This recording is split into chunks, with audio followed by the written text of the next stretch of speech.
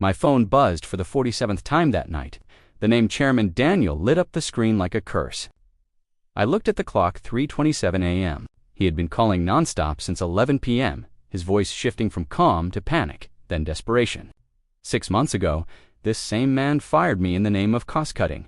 Today, the bank froze $48 million in his accounts at precisely 7 a.m. The reason? Evidence I had handed over to federal investigators. My name is Michael Howard, 38 years old, former chief financial officer of Redwood Biotech, a major pharmaceutical firm based in Chicago. Or, more precisely, I am the man who just brought down an empire built on the blood and tears of innocent children. I rejected his 48th call and smiled in the darkness. The real game had just begun. 6 months earlier, I was sitting in the conference room on the 15th floor of the Redwood Tower. The stench of Marlboro smoke still lingering in the air from Daniel's last cigarette. The sound of an HP Laserjet printer buzzed from the adjacent room, and a halogen light beamed straight into my face. A cup of cold Arabica coffee sat forgotten on the table in front of me. "Mike, the company needs to cut 30% of payroll costs," Daniel said, avoiding eye contact. His fingers tapped nervously on the walnut table. "You understand, right? Times are tough. Your $12,000 monthly salary just isn't sustainable anymore."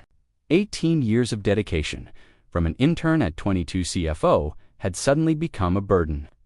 The sleepless nights spent finalizing financial reports, the 2 a.m. board meetings, the flights from Chicago to Los Angeles for 3-hour sessions, gone in a breath. "You're serious?" I asked, feeling like someone had punched me in the gut.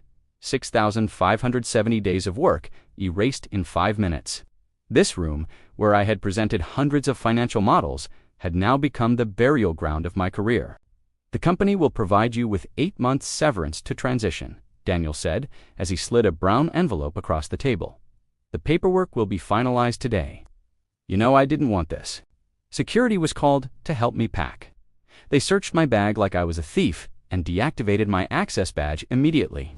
The green key card I had swiped thousands of times now rested in someone else's hand. A wave of humiliation swept through me. The elevator descended all 15 floors. Every level felt like a memory stabbed into my heart. As I walked out carrying a cardboard box with my belongings, I looked back at the 20-story tower I had helped build. The Chicago wind swept dust across my face, but I didn't yet realize I had just been handed the perfect weapon for revenge. Back in 2006, I was a 20-year-old senior at the University of Illinois, graduating with a perfect GPA in accounting and finance. Daniel, then 32, had just launched Redwood Biotech out of a cramped 900-square-foot rental in the suburbs of Evanston. The walls were painted mustard yellow, the floors lined with chipped tile, but his eyes gleamed with ambition. "Mike, how would you like to build a financial system from the ground up?" he asked during our first interview. He sat in a squeaky swivel chair, gesturing enthusiastically. "I can't afford experienced hires yet, but I believe you can do it." Those early years were like something out of a dream.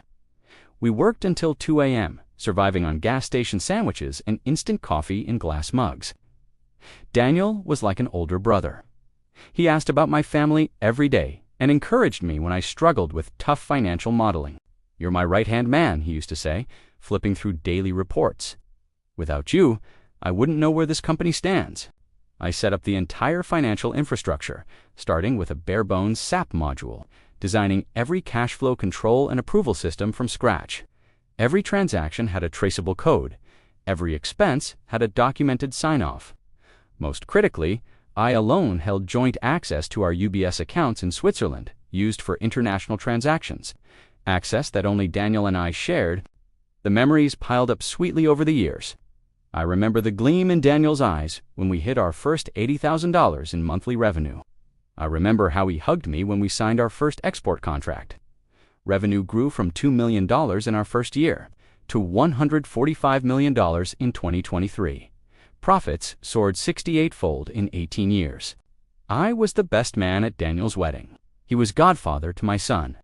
"You're the best CFO I've ever worked with," he told me at his 35th birthday party, raising a glass of red wine. "This company is nothing without you." But then, the shifts began. Subtle at first. In recent years, I'd helped Daniel optimize taxes by concealing 15% of undeclared revenue. I thought it was just a smart corporate strategy, something all multinationals did. I didn't realize I was being pulled into something far darker. The first red flag came when Daniel started asking strange questions about our internal audit processes. "Can you explain how exactly you track off-the-books cash flows?" he asked with an oddly curious tone. I remember explaining it in full step-by-step. I should have known something was wrong when a man who once trusted me like family suddenly wanted to dissect technical procedures he had never cared about before. In January 2024, he asked for a detailed report on our department's operating costs during a regular meeting. "Mike, could you break down your department's budget in full?" he said casually, but there was something different in his eyes. "I need to assess the ROI of every division." I assumed it was part of cost optimization, a standard response to inflation pressures. I thought he was just trying to be a more responsible CEO. 3 weeks later, I found out 2 junior accountants had been hired without my knowledge, each making $1,000 a month. I was their direct supervisor, yet no one consulted me. When I asked about it during a Monday staff meeting, Daniel said, "They're here to help lighten your load." It made no sense. Training them on our customized SAP system would take at least 8 months. The learning curve alone made the hires pointless, especially since I was managing everything efficiently. The third sign came late February. It was a misty afternoon when Daniel invited me to a nearby Starbucks, something he rarely did. Mid-conversation, he asked, almost nonchalantly, "Mike, just hypothetically, if something ever happened to you, who could take over your role?" Naively, I answered truthfully, "Honestly, no one can do exactly what I do. I built the system from scratch. Anyone replacing me would need at least 2 years to understand it all." He nodded slowly, sipping his coffee. "I see." But his eyes were calculating something far beyond my understanding at the time. Each red flag came exactly 3 weeks apart, escalating in precision like a meticulously engineered takedown, from budget scrutiny to new hires to probing succession plans.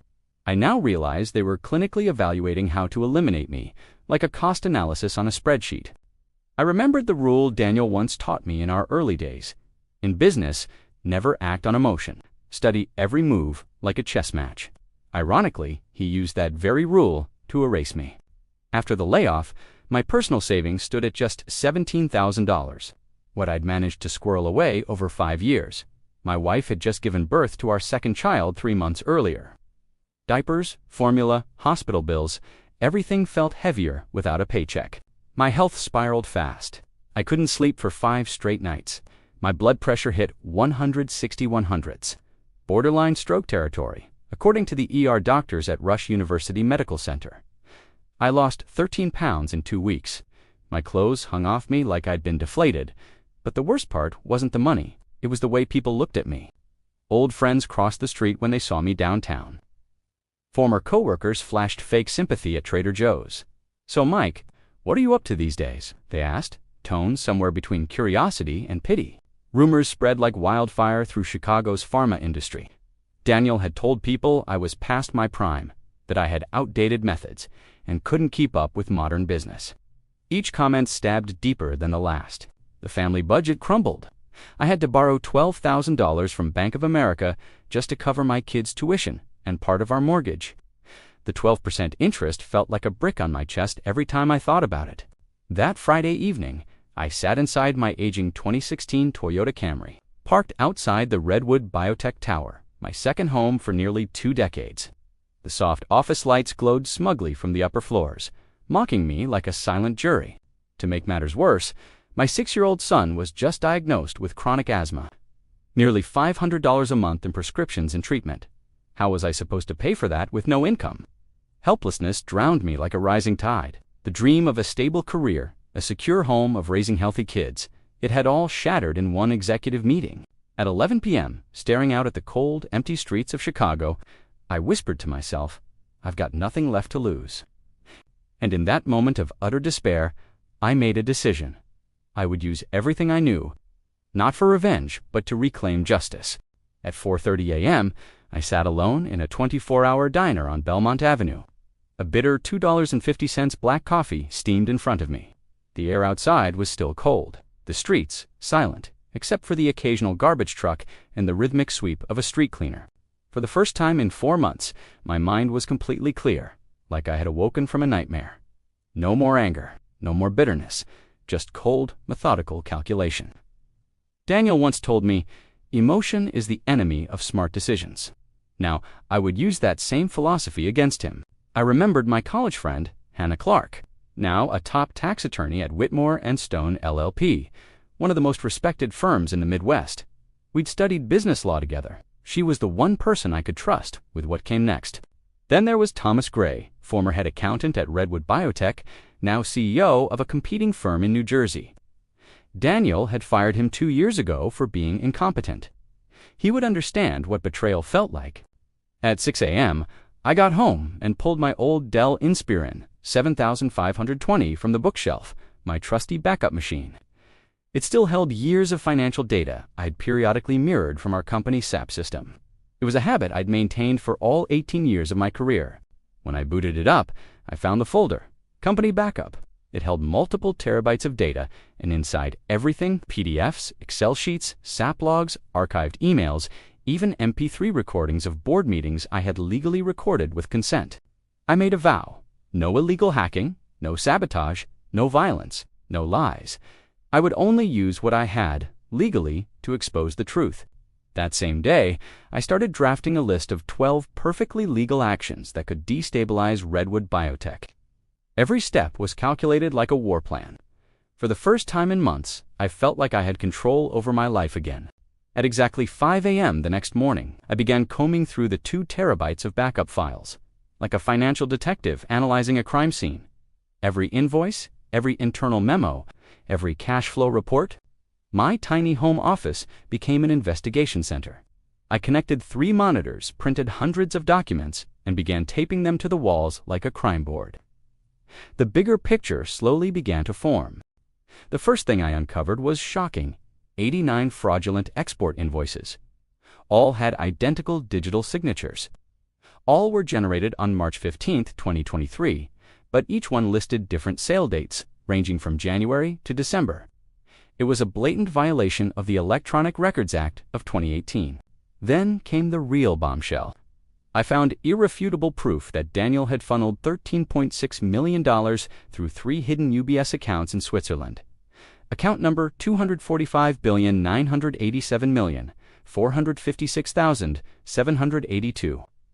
Account number 459,874,67924. Account number 59874,56801. None of these transfers had been reported to the IRS. This wasn't tax optimization. It was tax evasion on a criminal level. According to SAP logs, there were 2,156 unbilled transactions for international pharmaceutical sales, worth a total of $35.6 million, with the funds routed directly into Daniel's personal account at Bank of America in Naperville. But the worst came next. In a private email thread with Rajesh Gupta, a representative of Gentrack Solutions in Mumbai, I discovered a deal that made my blood run cold. Daniel had purchased 50,000 vials of counterfeit insulin, paying just 10% of the real price, and sold them to American hospitals at a 900% markup. This wasn't just white-collar fraud. This was murder by negligence. I found a list of 23 hospitals that had unknowingly purchased and administered the fake insulin.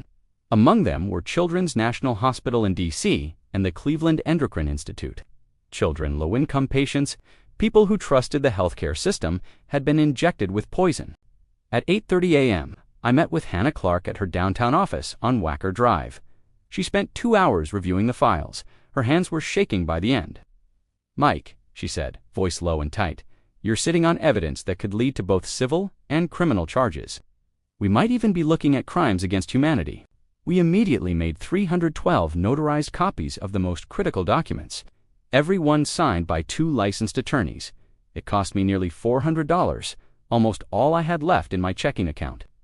"I get it now," Hannah said, her eyes full of sadness. "You were the only one who had access to this. They had to get rid of you. You were the firewall between them and the truth." By 11 a.m., I had filed whistleblower reports with the Department of Health and Human Services and the IRS Criminal Investigations Division. The agents who received my files treated them with the gravity they deserved. I created 4 separate backups. One went to Hannah. One I submitted to Wells Fargo, Redwood Biotech's primary bank. One I sent to the American Pharmaceutical Ethics Board. One stayed locked in a fireproof safe under my desk. At 3:45 p.m., I contacted Dr. Sarah Johnston, WHO's U.S. liaison on pharmaceutical compliance. She promised an investigation within 7 business days and mentioned the possibility of a global blacklist. But I knew I had a 96-hour window before Redwood's IT department realized the data had been copied and traced it back to me. At 6 p.m., I sent anonymous tips to 5 investigative journalists at the New York Times, NPR, ProPublica, Bloomberg, and Stat News. I didn't reveal any confidential data, just breadcrumbs, enough to trigger curiosity. That night, surrounded by printouts and pinned red strings linking clues like a crime thriller, I knew this wasn't just corporate corruption. This was a public health disaster, and I had to act. The next morning, I launched Phase 1 of my plan. I sent Daniel an email from a new Gmail account under a fake name but familiar writing style. Daniel, I know I disappointed you, but I'm truly struggling. I'm willing to come back at half my previous salary, $6,000 a month. My family is in a tough spot. Please, just give me a chance. Step A, complete. Now, I waited like a fisherman. Line cast, bait set. 2 hours later, my phone buzzed. Daniel, his voice was cold, sharp as broken glass. Mike, I understand you're going through a hard time, but the company's moved on. You're past your prime. Don't fool yourself. I recorded the entire call legally, since I had notified him at the start. I just want to contribute again, I said, with the perfect tone of desperation. To be blunt, your skills are outdated, he replied flatly. We need younger, more agile talent. Please don't contact us again. Step B, executed flawlessly. I now had verifiable proof of age discrimination and willful dismissal. For Step C, I needed one more thing, the company to collapse. And I didn't have to wait long. That weekend, I got a call from Thomas Gray, the former head accountant, now at Trident Pharmaceuticals. Mike, word on the street is that Redwood Biotech's financial systems are imploding. The new hires don't understand the custom SAP structure you built. They're locked out of the reporting modules. I smiled. I had programmed the SAP system to automatically lock after 120 days of inactivity from the master admin account. A password only I knew. I had also submitted a confidential risk alert to Wells Fargo detailing suspicious financial activity under Redwood's accounts. The bank responded by temporarily freezing certain funds for review. The following Wednesday, during lunch, my phone rang again. This time, it was Alex Tan, Redwood's new CEO, the man who had replaced me, Mr. Howard. I was wondering, could you possibly help us? His voice was shaking. Our SAP financial module is down. We can't access anything. Do you know how to fix it? I'm not sure, I said honestly. That system is highly secure. Maybe you should call SAP support in Singapore.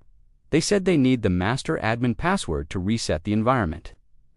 Daniel mentioned you were the only one who ever had it. This was it, the moment I had waited for months for. Oh, really? I said with feigned surprise. I assumed you guys changed that when I left. The truth was, I never shared that password with anyone, not even Daniel. That was basic financial security protocol. And now it was their nightmare. That weekend, I received an anonymous text message. Wells Fargo has frozen Redwood's primary accounts due to suspicious activity. Immediate disclosure required within 24 hours. In just 48 more hours, my auto-encrypt protocol, set 5 years ago, would lock and scramble 5 years of financial data if not authenticated through the master admin. Daniel's empire was now in freefall, and the phone wouldn't stop ringing. The following Monday, I received an official call from the U.S. Department of Health and Human Services Office of Inspector General. They requested my presence at a compliance hearing with Redwood Biotech. Location Room 3A, 3rd floor, 300 Independence Avenue, SW Washington, D.C. Time, 9 a.m., Thursday. I arrived 15 minutes early, dressed in a simple gray suit. The 400-square-foot room held a rectangular conference table, 8 black leather chairs, and a humming LGAC unit.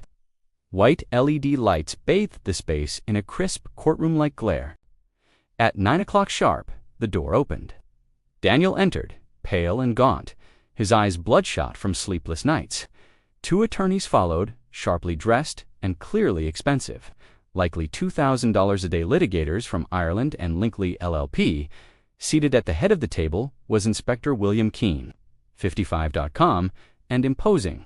Beside me sat Hannah Clark, representing me as lead counsel. "Let's begin," Keene said firmly. "Mr. Michael Howard has provided our office with serious allegations and substantial evidence of regulatory violations committed by Redwood Biotech." Daniel glared at me like he wanted to burn a hole through my skull. "Mike, how could you do this to me?" he said, voice cracking. "After everything I did for you, 18 years of loyalty." I didn't flinch. "Can you explain the $13.6 million transferred through 3 UBS accounts in Switzerland with no tax declarations?" I asked calmly, like a seasoned prosecutor. "That was just tax optimization," Daniel stammered. "Perfectly legal under international law." Then came the first twist. One of Daniel's lawyers, Mr. Paul Townsend, whom I had once considered a fair man, interjected coldly, "Inspector, we have evidence that Mr. Howard was complicit in Redwood's tax strategies from 2020 onward. He assisted in structuring those accounts." I felt the blood rush to my head. Betrayal. Hannah snapped back instantly. "That's an outrageous accusation. Mr. Townsend, do you have documentation to support this?" "Inspector Keene," I said, my voice now steel, under Title 26 U.S. Code Section 7201, willful tax evasion over $100,000 carries a penalty of up to 10 years in prison. At $13.6 million, Mr. Daniel Harris is looking at 15 to 20 years. Daniel began sweating profusely. His custom Armani shirt clung to him like plastic wrap. His hand trembled as he reached for water. "I request a private session with my client," Townsend said urgently. "No need," I said, standing, "because that's not all." I opened my Dell laptop and cast the screen to the 65-inch Samsung monitor mounted to the wall.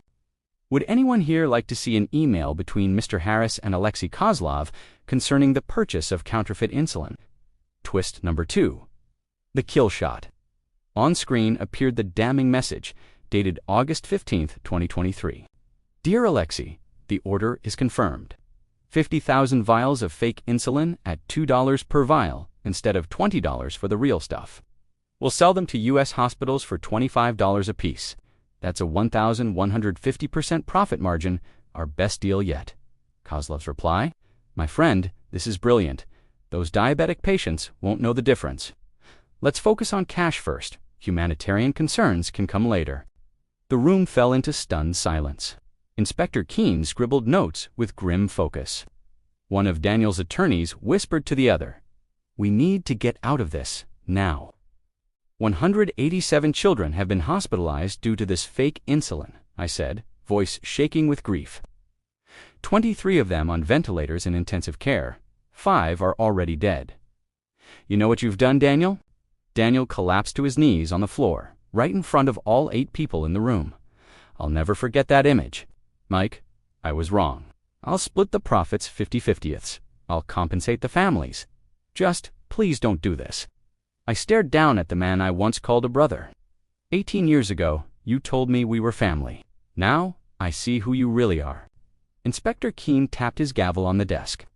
"Based on this evidence, we will recommend federal prosecution for Mr. Daniel Harris under multiple statutes: tax evasion, fraud, and criminal distribution of counterfeit pharmaceuticals."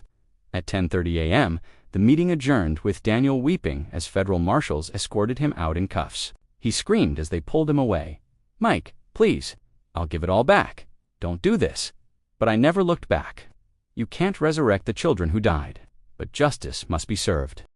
August 2, 2024, the United States District Court for the District of Columbia sentenced Daniel Harris to 15 years in federal prison, along with a $168 million fine. Primary charges: production and distribution of counterfeit medicine, tax evasion, falsifying export documentation. August 29, 2024.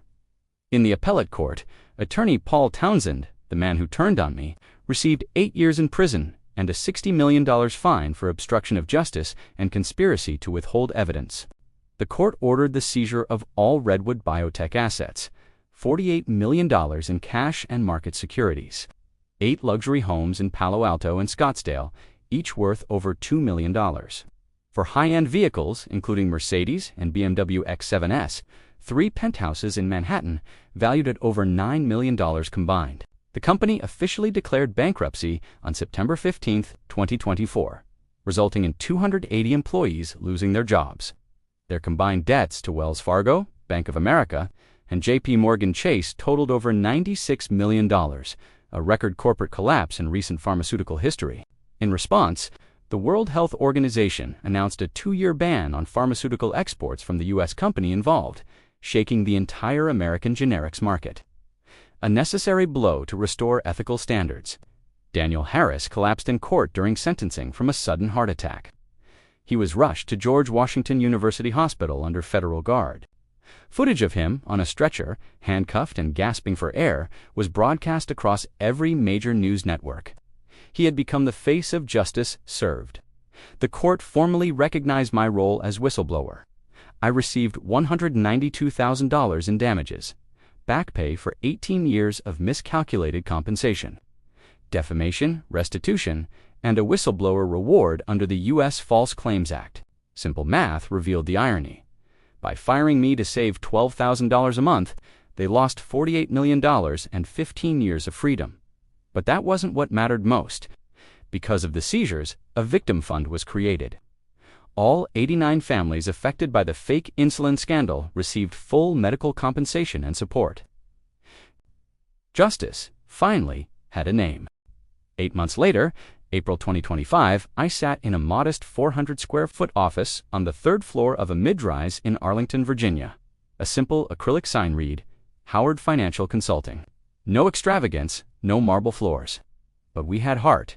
15 employees, most of them former Redwood teammates who'd stuck with me, worked with quiet focus. We pulled in $100,000 in monthly revenue, specializing in helping small businesses build secure financial systems. My youngest son, now 8 months old, was healthy and full of laughter. My wife ran a successful online bakery, shipping over 500 orders a month. We had moved into a cozy 3-bedroom apartment in Fairfax, not a mansion, but safe, warm, and ours. From the balcony, we could see the trees along Lake Barcroft sway gently each morning. A few former colleagues reached out to apologize. Mike, we didn't know the full story. We were wrong. I held no grudges. People are human. Everyone has their reasons and their blind spots. But what I was most proud of, we pledged 20% of company profits to help low-income families afford life-saving medications. 89 children have now received genuine insulin, sourced directly from Novo Nordisk and Sanofi. One evening, my 7-year-old son asked me, "Dad, are you sad Mr. Daniel went to jail?" I smiled gently. "No, son. I'm not happy about anyone going to prison, but I do feel peace, because now, other kids are safe." My philosophy is simple now. True success is being able to sleep peacefully at night, knowing you've done the right thing.